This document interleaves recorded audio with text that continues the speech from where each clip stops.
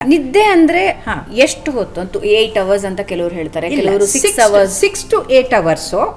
ಇದರಲ್ಲಿ ಯೋಗ ನಿದ್ರೆ ಮಾಡಿದ್ರೆ, ಈಗ ಮೋದಿ ಅವ್ರು ಮಾಡ್ತಾರಲ್ಲ, Deep sleep 4 ಗಂಟೆ ಮಾಡಿದ್ರು ಯೋಗ ನಿದ್ರೆ ಮಾಡ್ತಾರೆ, ಡೀಪ್ ಸ್ಲೀಪು ರಿಲೀಫ್ ಸಿಕ್ಕತ್ತೆ. ಏನದು ಡೀಪ್ ಸ್ಲೀಪ್ ಅಂದ್ರೆ ಮೇಡಮ್? ಡೀಪ್ ಸ್ಲೀಪ್ ಅಂತಂದ್ರೆ ನೀವು ದೇವರ ಧ್ಯಾನ ಮಾಡಿಕೊಂಡು ನಿದ್ರೆ ಮಾಡಿಬಿಟ್ರೆ ಯಾವ ಸಮಸ್ಯೆನೂ ಇರೋದಿಲ್ಲ, ತಲೆಯಲ್ಲಿ ಯಾವ ಯೋಚನೆನೂ ಇರೋದಿಲ್ಲ, ಆರಾಮಾಗಿ ಬದುಕಿದ್ರು ಸತ್ತ ಹಾಗೆ ಮಲಗಿಬಿಟ್ಟಿರ್ತೀರಿ. ಎದ್ದಾಗ ಫ್ರೆಶ್ ಆಗಿಬಿಟ್ಟಿರುತ್ತೆ.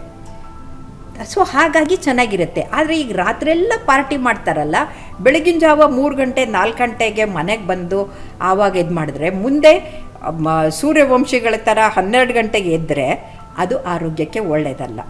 ಆದ್ದರಿಂದ early to bed early to rise makes the man healthy wealthy and wise.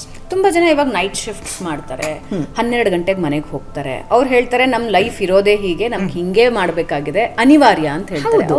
ಹೌದು. ಈಗ ನಾನು ನನ್ನ ಲೈಫಲ್ಲೆಲ್ಲ ಡ್ಯೂಟಿ ಮಾಡಿಕೊಂಡೇ ಬಂದಿದ್ದೀನಿ. ಆದರೆ ಡ್ಯೂಟಿ ಮಾಡುವಾಗ ಮಾಡಿದ ನಂತರ ಮಲಗ್ತಿರಲ್ಲ. ಓಕೆ.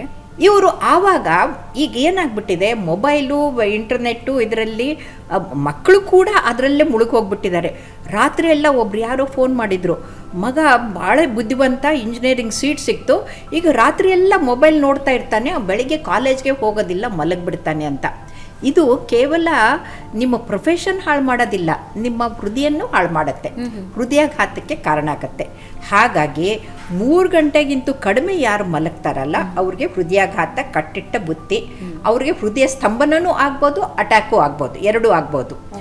ಆದರೆ ನೀವು 6ರಿಂದ 7 ಗಂಟೆ ಮಲಗಿದ್ರೆ, ಅದು ನಿಯಮಿತವಾಗಿ ಮಲಗಿದ್ರೆ ಆರೋಗ್ಯಕ್ಕೆ ಒಳ್ಳೆಯದು.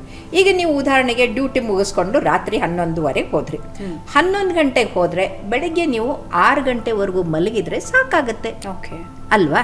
ಸೊ ಅದನ್ನ ಬಿಟ್ಟು ನೀವು ಆ ಮನೆಗೆ ಹೋದ್ಮೇಲೂ ಕೂಡ ನೀವು ಮೊಬೈಲ್ ನೋಡಿಕೊಂಡು ಇದು ನೋಡಿಕೊಂಡು ಏನಾಯಿತು ಅಂತ ಎಲ್ಲ ನೋಡಿಕೊಂಡು ನೀವು ರಾತ್ರಿ 2 ಗಂಟೆಗೆ 3 ಗಂಟೆಗೆ ಮಲಗಿಬಿಟ್ರೆ ಬೆಳಗ್ಗೆ ಮತ್ತೆ ಡ್ಯೂಟಿಗೆ ಫ್ರೆಶ್ ಆಗಿರೋಕ್ಕಾಗೋದಿಲ್ಲ, ನೀವು ಕೆಲಸ ಮಾಡೋಕ್ಕಾಗೋದಿಲ್ಲ. ಸೊ ಹಾಗಾಗಿ ವ್ಯವಸ್ಥಿತವಾಗಿ ನಿಮ್ಮ ಬದುಕನ್ನು ನಡೆಸೋದು, ಡಿಸಿಪ್ಲಿನ್ ಲೈಫು ಭಾಳ ಮುಖ್ಯ ಆಗುತ್ತೆ.